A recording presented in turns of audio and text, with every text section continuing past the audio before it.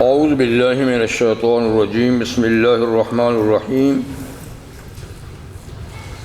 افلم یسیروا فی الارض فینظروا کیف کان عاقبۃ الذین من قبلہم كانوا أكثر منهم وأشد قوة وآثارا في الأرض فما أغنى عنهم ما كانوا يكسبون فلما جاءتهم رسلهم بالبينات فرحوا بما عندهم من العلم وحاق بهم ما كانوا به يستهزئون فلما رأوا بأسنا قالوا آمنا بالله وحده وكفرنا بما كنا به مشركين فلم يكن ينفعهم إيمانهم لما رأوا بأسنا سنة الله التي قد خلت في عباده وخسر هنالك الكافرون صدق الله العظيم۔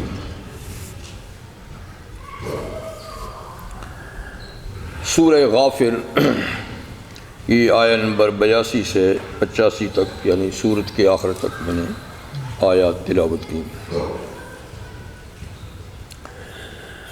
ان آیات مبارکہ سے پہلے کچھ دلائل قدرت اور اپنے انعامات اللہ تعالیٰ نے ذکر فرمائے تھے، اور یہ بات کہ ہم نے آپ سے پہلے بہت سے رسول بھیجے جن میں بعض کے واقعات آپ کے سامنے ذکر کیے ہیں اور بعض کے واقعات ذکر نہیں کیے، اور جتنے بھی انبیاء کرام تشریف لائے ہیں ان سے ان کے زمانے کے لوگوں نے نشانیاں طلب کی، معجزات طلب کیے اپنی مرضی کے، لیکن انبیاء کرام کے اختیار میں معجزات دکھانا نہیں ہوتا۔ جب اللہ کی مرضی ہوتی ہے تو کوئی معجزہ اللہ ان کے ہاتھ سے ظاہر کرتے ہیں، ورنہ وہ اپنی مرضی سے کوئی معجزہ نہیں دکھاتے۔ بہرحال انہوں نے اپنا وقت گزارا، باتیں سمجھائیں، اور جب لوگ نہیں سمجھے تو قضی بالحق، بس انصاف کا فیصلہ اللہ نے کر دیا، قابل نجات لوگوں کو نجات دی اور مجرموں کو اللہ نے مٹا دیا، ختم کر دیا۔ اس کے ساتھ ساتھ اللہ تعالیٰ نے کچھ انعامات ذکر کیے انعام کی شکل میں، یعنی گھر میں پالے جانے والے جانوروں کا ذکر کیا کہ کچھ تمہارے کھانے کے کام آتے ہیں، کچھ سواریوں کے کام آتے ہیں، اور دیگر فائدے کی چیزیں بھی اللہ نے ان میں رکھی ہیں۔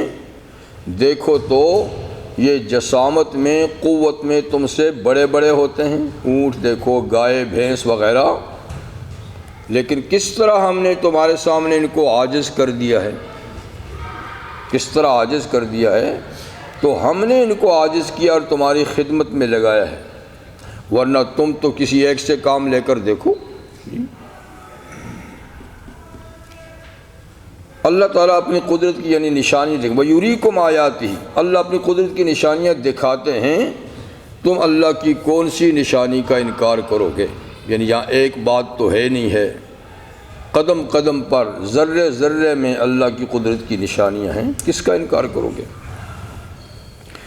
اسی سلسلے میں آج بھی ارشاد فرماتے کی آیات میں ارشاد فرماتے ہیں کہ افلم یسیروا فی الارض، کیا یہ لوگ زمین میں چلے پھرے نہیں، انہوں نے سفر نہیں کیے؟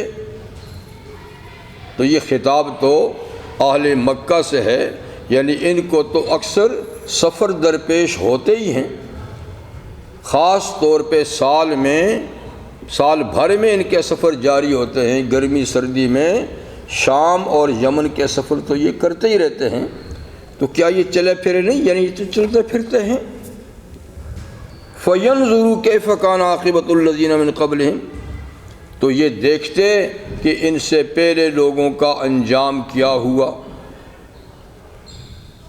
تو مطلب یہ ہے کہ یہ نہیں کہ یہ چلے پھرے نہیں اور پچھلوں کے انجام سے بے خبر ہیں، بلکہ یہ سال میں کئی دفعہ آتے جاتے ہیں شام یمن اور پچھلی قوموں کے حالات سے اچھی طریقے سے واقف ہیں، خاص طور پہ قوم عاد اور قوم ثمود اور قوم لوط اور قوم شعیب علیہ السلام، تو گزرتے ہیں ان کی بستیوں، ان کی اجڑی ہوئی بستیوں پر سے گزرتے ہیں جی، لیکن یہ ہے کہ عبرت سے نہیں دیکھتے، عبرت سے نہیں دیکھتے، کبھی اس پہ نہیں سوچا کہ یہ کھاتے پیتے لوگ، عیش و عشرت کرتے لوگ، ہم سے زیادہ قد و قامت والے لوگ، ہم سے زیادہ کاریگر اور صناع لوگ آخر اس سطح پہ بستے تھے، وہ کیوں مٹے؟ یعنی کیوں مٹے؟ کن اعمال کی وجہ سے اللہ تعالیٰ نے ان کو ملیا میٹ کیا؟ کہیں ایسا تو نہ ہو کہ وہ عمل کر کے ہم پر بھی وہی عذاب آ جائے؟ تو اس پہ کبھی انہوں نے دھیان نہیں کیا، ورنہ یہ نہیں کہ ان کو خبر نہیں ہے جی۔ وَيَنْظُرُوا كَيْفَ كَانَ عَاقِبَةُ الَّذِينَ مِنْ قَبْلِهِمْ، یعنی اگر یہ چلے پھرے ہوتے، بلکہ چلے پھرے ہیں اور دیکھتے، بلکہ دیکھا ہے کہ ان لوگوں کا انجام کیا ہوا جو ان سے پہلے گزرے ہیں، کانوا اکثر منہم واشد قوہ، ان کو خبر نہیں ہے اس لیے کہ وہ ہزاروں سال پہلے گزرے ہیں، انہوں نے ان کو نہیں دیکھا، کتنے طاقتور تھے، کیسے صناع تھے، انہوں نے ان کو دیکھا نہیں ہے۔ لو ہم تمہیں بتائیں کہ وہ کیسی قومیں تھیں جی، کہتے کانوا اکثر منہم واشد قوہ، تعداد میں بھی وہ مکہ والوں سے زیادہ تھے، تعداد میں بھی مکہ والوں سے یہ قومیں زیادہ بڑی تعداد میں تھیں، اور وہ اشد قوتاً، طاقت میں بھی ان سے زیادہ طاقتور تھیں، وہ آثاراً فی الارض، اور زمین میں نشانات قائم کرنے کے لحاظ سے بھی ان سے زیادہ بڑے بڑے نشان انہوں نے قائم کیے تھے، ان کے بنائے ہوئے نشان آج تک موجود ہیں، یعنی ان کے مکانات پہاڑوں میں تراشے ہوئے خوبصورت آج بھی موجود ہیں، ایسے صنعت ہیں۔ اور میدانی علاقوں میں جو ان کی بڑی بڑی بلڈنگیں تھیں وہ تو خیر زمین بوس ہو گئیں، لیکن پہاڑوں کے اندر تو ان کے مکانات آج تک موجود ہیں۔ بلکہ قوم عاد کے بقایا جات میں، قوم عاد جو یعنی موجودہ سعودی عرب سے اس طرف جو امارات کا علاقہ ہے، تو یہاں پر یہ لوگ آباد تھے، تو یعنی کویت سے لے کر یمن تک یہ پورا ایریا قوم عاد کا تھا۔ تو وہ چونکہ میدانی علاقہ ہے تو انہوں نے بڑی بڑی بلڈنگیں کھڑی کی ہوئی تھیں، پہاڑوں پر انہوں نے مونومنٹ بنائے ہوئے تھے خواہ مخواہ بلا مقصد کے۔ تو ان کی بنائی ہوئی ایک بلڈنگ جو کئی منزلہ تھی، وہ حضرت عثمان غنی کے زمانے تک اس کے کھنڈرات موجود تھے۔ آپ بتائیے، صدیوں تک، یعنی قوم عاد قوم نوح کے بعد دوسری قوم ہے، کتنا پرانا زمانہ ہے، تو کتنی پختہ بلڈنگیں تھیں اس صحرا میں کہ وہ ان کی ایک بلڈنگ کے بقایا جات اور کھنڈرات حضرت عثمان غنی کے زمانے تک تھے۔ اور قوم ثمود جو اس طرف تبوک کی طرف آباد ہے، اس کے میدانی بلڈنگیں تو خیر نہیں ہیں، لیکن پہاڑی ان کی آبادیاں آج تک موجود ہیں۔ تو فرمایا کہ یہ لوگ تعداد میں بھی زیادہ تھے، جسمانی قوت میں بھی زیادہ تھے۔ اللہ تعالیٰ کے ارشاد سورہ فجر میں کہ قوم عاد کیسی قوم تھی، لم نخلقکم مثلھا فی البلاد، ہم نے دنیا میں اس جیسی قوم پیدا ہی نہیں کی۔ لمبائی میں یعنی کم سے کم قد والا آدمی 60 ہاتھ لمبا ہوتا تھا۔ یہ 60، یہ ہمارے تو چھوٹ جیسا قد اتنی ہاتھ بھی ہیں، ان کے ہاتھ بھی تو ماشاءاللہ کیسے ہوں گے، 60 ہاتھ 80 ہاتھ، یہ تو درمیانی لوگ، ورنہ 120 ہاتھ تک بھی لمبے تھے ان کے قد۔ تو جس کا قد بڑا ہوگا اس کی اور جسامت کتنی ہوگی، پھر طاقت کتنی ہوگی۔ اسی لیے وہ اتنی مغرور قوم تھی، وہ حضرت ہود علیہ السلام کو کہتی تھی، چیلنج کرتی تھی کہ ہود آپ کس قوت سے ہم کو ڈراتے ہیں، من اشد منا قوہ، ابھی اس صورت کے بعد دوسری صورت آ گیا من اشد منا قوہ، ہم سے طاقتور کون ہے؟ آپ کس طاقت سے ڈراتے ہیں؟ ہم کسی سے ڈرنے والے نہیں ہیں۔ تو آس پاس کی جتنی قومیں تھیں نا، سب انہوں نے دبائی ہوئی تھیں، اور ان کا عروج اور ان کی طاقت اور ان کا دبدبا ایسا تھا کہ کوئی قوم ان کے سامنے سر نہیں اٹھا سکتی تھی۔ اللہ تعالیٰ فرماتے ہیں تم ان کا حشر تو دیکھ چکے ہو، ہمارے عذاب کے سامنے یہ نہیں ٹھہر سکے، تو تم اے مکہ والو ہمارے نبی کی مخالفت کر کے کتنے رہو گے؟ سبق حاصل کرو یعنی ان سے۔ تو آثاراً فرت، انہوں نے زمین میں بڑے بڑے نشانات قائم کیے۔ فما اغنی عنہم ما کانوا یکسبون، جو کچھ انہوں نے علم و ہنر کی بنیاد پر دنیا میں نشانات قائم کیے، کسی نشانی نے بھی ان کو خدا کے عذاب سے نہ بچایا۔ ان کے ان محلات نے جب اللہ کا عذاب آیا ہوا کی شکل میں تو سب کو اڑا کر رکھ دیا۔ اللہ کی قوت کے سامنے، اس کے عذاب کے سامنے کوئی طاقت ٹھہر نہیں سکتی۔ تو خیر انہوں نے کہا کہ ہود کس سے ڈراتے ہو؟ ہم سے طاقتور کون ہے؟ اللہ تعالیٰ کی طرف سے جواب آیا کہ ہود ان سے کہو جس نے تم کو پیدا کیا ہے وہ تم سے زیادہ طاقتور ہے۔ جس نے تم کو پیدا کیا ہے میں اس سے ڈرا رہا ہوں، کسی اور مادی مخلوق سے نہیں ڈرا رہا۔ جس نے تمہیں طاقت دی ہے، اسباب دیے ہیں، اسی سے ڈرا رہا ہوں۔ لیکن اس کا تو ان کو دھیان ہی نہیں، خیال ان کا تو خیال ہی نہیں۔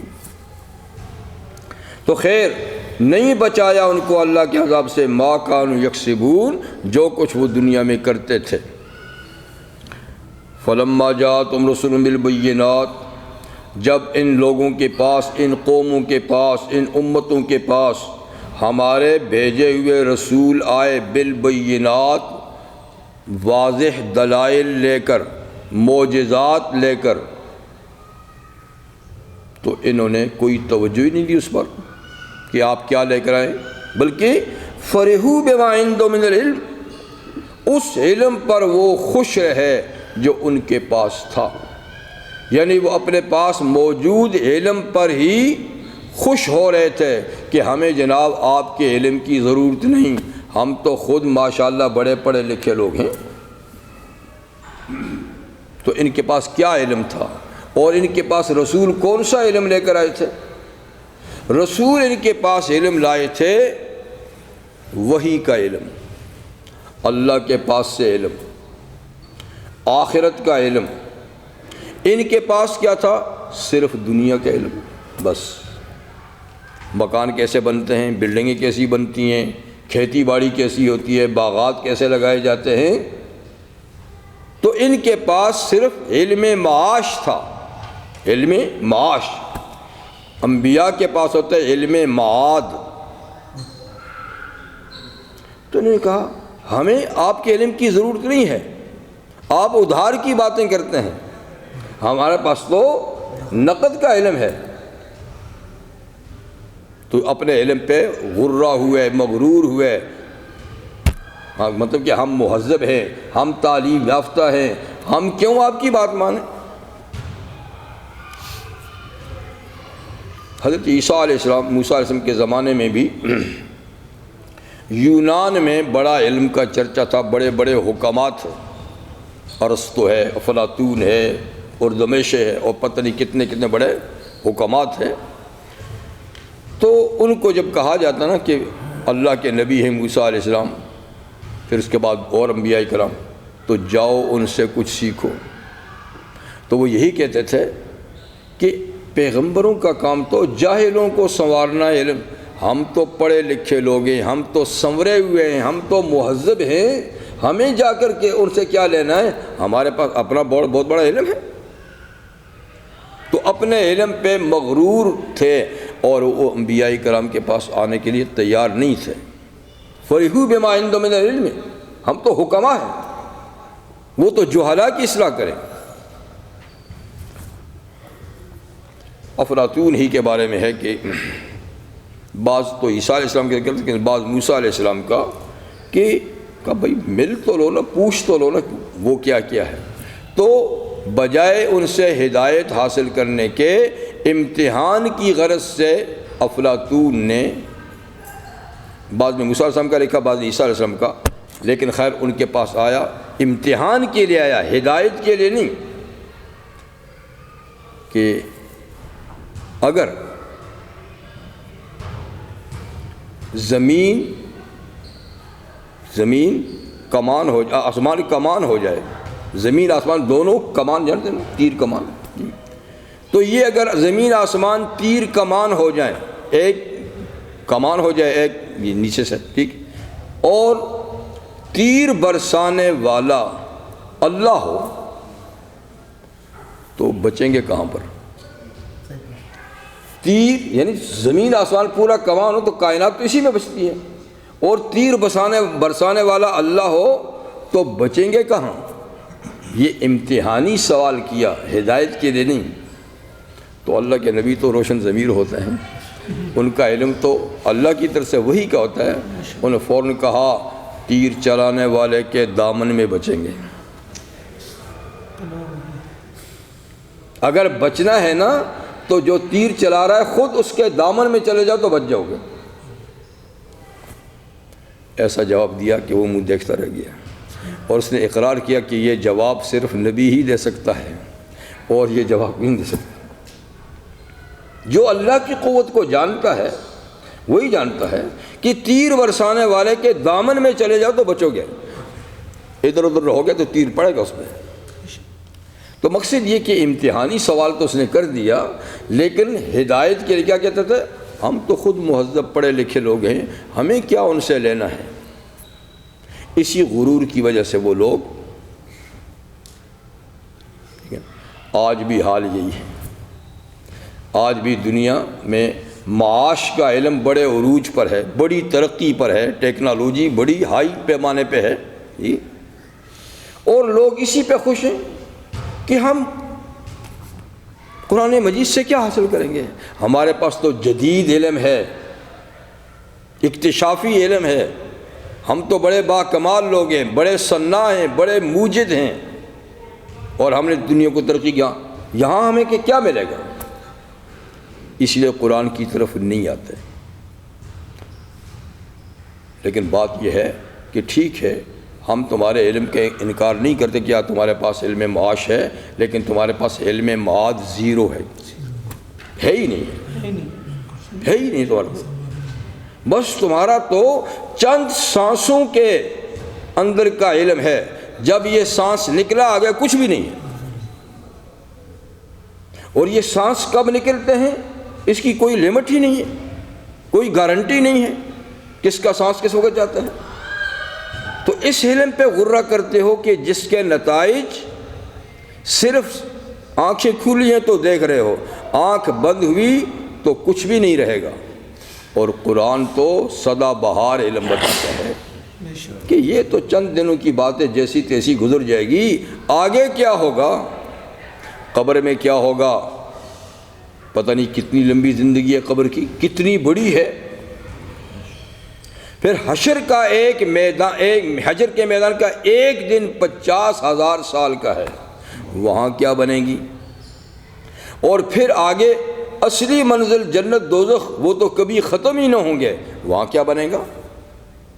تو علم تو یہ ہے بھائی، اس رستے کو سیدھا کرنے کی کوشش کرو کہ یہاں کیا ہوگا وہاں کیا ہوگا۔ یہ کیا ہے کہ چند سانسوں اور چند دنوں، چند گھنٹوں یا چند مہینوں اور چند سالوں کی زندگی کے لیے آپ نے سب کچھ کر دیا، ٹھیک ہے۔ تو آج بھی دنیا ہدایت کی طرف نہیں آتی، مطلب اپنے علم پہ مغرور ہیں۔ اسی لیے اقبال نے کہا ہے، مرحوم نے، ڈھونڈنے والا ستاروں کی گزرگاہوں کا، ڈھونڈنے والا ستاروں کی گزرگاہوں کا، اپنے افکار کی دنیا میں سفر کر نہ سکا۔ جس نے سورج کی شعاؤں کو گرفتار کیا، زندگی کی شب تاریک سحر کر نہ سکا۔ زندگی کی شب تاریک سحر کر نہ سکا۔ تو بھائی یہ تو ٹھیک ہے، یہ کیا ہے، ہم اس کو مانتے ہیں، بڑی اچھی بات ہے، لیکن اصل چیز بھی کرو نا۔ لیکن اصل چیز کی طرف نہیں آئیں گے، اور اس کو وہ معمولی چیز سمجھتے ہیں، اور اصلی چیز، اصلی اعلیٰ اور عرفہ چیز ہے یہی ہے، اس رستے پہ۔ تو پہلی قوم بھی اپنے علم پہ مغرور تھی۔ میں نے کہا آج بھی لوگ اپنے علم پہ مغرور ہیں، لیکن ان کا غرور کہاں گیا؟ خاک میں خدا نے ملا دیا۔ ان کا غرور بھی خاک میں مل جائے گا، آگے پھر کچھ بھی نہیں۔ فرحوا بما عندهم من العلم وحاق بهم ما كانوا به يستهزئون، اور جس کا یہ مذاق اڑاتے تھے وہی عذاب بن کے ان کو گھیرے میں لے لیا۔ جس کا مذاق اڑاتے تھے اسی نے ان کو اپنے گھیرے میں لے کر انجام تک پہنچا دیا۔ تو مطلب ہے کہ جب تک عذاب نہیں، جب تک صورتحال نارمل چل رہی ہے تو یہ ایسا ہی جواب دیتے ہیں، لیکن فلما رأوا باسنا، جب ان لوگوں نے ہمارا عذاب دیکھ لیا، جب تک عذاب نہیں آیا تھا تو ایسے ہی جواب دیتے تھے، جب عذاب دیکھ لیا قالوا آمنا باللہ وحدہ، پھر اپنے علم کو بھول گئے، اپنی راحت و آرام کو بھول گئے، اپنے عشرت قدوں کو بھول گئے، اپنے محلات کو، باغات کو بھول گئے، اپنے جھوٹے خداؤں کو بھی بھول گئے۔ کیا کہا؟ آمنا باللہ وحدہ، جب عذاب دیکھا کہاں ایک اللہ پر ایمان لاتے ہیں۔ لیکن فرعون نے بھی کہا تھا نا، ڈوبتے ڈوبتے کیا کہا تھا؟ لا الہ الا الذی آمنت بہ بنو اسرائیل وانا من المسلمین، لا الہ، پہلے کہتا تھا انا ربکم الاعلی، میں سب سے بڑا خدا ہوں۔ اور جب اللہ نے پکڑا، غوطے کھائے سمندر میں، کہا لا الہ الا اللہ، اللہ کے سوا کوئی اور خدا نہیں ہے۔ ارے بھائی تو خود کو کہتا تھا، اگر نہیں وہ نہیں اس کی خدائی گئی۔ الذی آمنت بہ بنو اسرائیل، وہ خدا، اس خدا کی بات کرتا ہوں جس پہ بنی اسرائیل ایمان لائے، اس کے سوا کوئی نہیں، اور انا من المسلمین۔ لیکن اس وقت کا کلمہ پڑھنا، اس وقت کا ایمان لانا قابل قبول نہیں، نفع بخش نہیں۔ اس لیے ہر قوم نے ایسا کیا۔ فلما رأوا باسنا، جب ہمارا عذاب دیکھا، قالوا آمنا باللہ وحدہ، پکارا کہ ہم اللہ پر ایمان لائے جو وحدہ لا شریک ہے، وکفرنا بما کنا بہ مشرکین، اور ہم نے انکار کیا ان سب جھوٹے معبودوں کا جن کو ہم خدا کا ساجی اور شریک ٹھہراتے تھے، کچھ بھی نہیں ہے وہ۔ لیکن اس وقت کا ایمان اللہ قبول کرتا نہیں، عذاب آ جائے تو ایمان قبول کرتا نہیں، سوائے ایک قوم کے، یونس علیہ السلام کی قوم مستثنیٰ ہے، جس پر آیا ہوا عذاب خدا نے توبہ سے ٹلا دیا، ورنہ کسی قوم پر آیا ہوا عذاب توبہ سے ٹلا نہیں۔ تو فلم یکن ینفعہم ایمانہم، اب ان کا ایمان، اس وقت کا ایمان ان کے لیے نفع بخش نہ ہوا، اس لیے کہ جب پردہ غیب ہٹ جائے، پردہ غیب ہٹ جائے اور عالم آخرت کے حالات سامنے آ جائیں تو اللہ ایمان بالغیب کو قبول کرتا ہے۔ جب غیب کا پردہ ہٹ جائے اس وقت کا ایمان قبول نہیں ہوتا۔ آنکھوں سے منظر دیکھیں اس وقت، اسی لیے پیغمبر کریم صلی اللہ علیہ وسلم فرماتے ہیں توبۃ العبد ما لم یغرغر، بندے کی توبہ اس وقت قبول ہوتی ہے جب غرغرے کی کیفیت طاری نہ ہو، سکرات الموت طاری نہ ہو، جب روح یہاں تک نہ آ جائے تو توبہ قبول ہوتی ہے۔ جب روح یہاں تک آ گئی، اب دنیا سے جانا یقینی ہو گیا، اب آخرت کے مناظر آنکھوں کے سامنے آ گئے، اب وہ توبہ کرتا ہے تو وہ قبول نہیں۔ تو ہر آدمی کی توبہ سکرات کی کیفیت طاری ہونے سے پہلے، اور پوری دنیا کی توبہ سورج مغرب سے طلوع ہونے سے پہلے۔ جب سورج مغرب سے نکل آیا توبہ کا دروازہ بند ہو جائے گا، اور ہر آدمی کا توبہ کا دروازہ جب اس کی روح یہاں آئے گی بند ہو جائے گا، اس لیے کہ اس وقت پھر آخرت کے مناظر آنکھوں کے سامنے آ جاتے ہیں، پھر غیب نہیں رہتا، اور غیب کا علم، غیب کا ایمان ہی قابل قبول ہے، ورنہ قیامت کے دن اور قبر میں تو سارے ہی مومن ہو جائیں گے۔ قبر میں جائیں گے جب فرشتوں کے سامنا ہوگا پھر تو ہر کوئی مومن ہوگا، حشر کے میدان میں تو سارے ہی مومن بن جائیں گے، اس وقت کا ایمان قابل قبول نہیں۔ اسی طرح کسی قوم پر اجتماعی عذاب آئے، عذاب جب آئے آنکھوں کے سامنے تو توبہ قبول نہیں۔ فَلَمْ يَكُنْ يَنْفَعُهُمْ إِيمَانُهُمْ لَمَّا رَأَوْا بَأْسَنَا سُنَّتَ اللَّهِ الَّتِي قَدْ خَلَتْ فِي عِبَادِهِ، یہ اللہ کا قاعدہ اور قانون ہے جو پہلے اس کے بندوں میں بھی طے شدہ اور گزر چکا ہے۔ پہلی امتوں میں بھی یہ قانون طے شدہ گزر چکا ہے کہ آیا ہوا عذاب خدا نے ٹلایا نہیں، اس وقت کا ایمان خدا نے قبول نہیں کیا۔ فرمایا یہی قاعدہ اور قانون اب بھی ہے۔ وَخَسِرَ هُنَالِكَ الْكَافِرُونَ، اور وہاں اس وقت کافر نقصان میں پڑ گئے، کیونکہ اس وقت کی توبہ قبول نہیں ہوئی، نقصان میں پڑ گئے۔ یہ سورہ غافر تھی جو اپنے آخر تک ہم نے پڑھی۔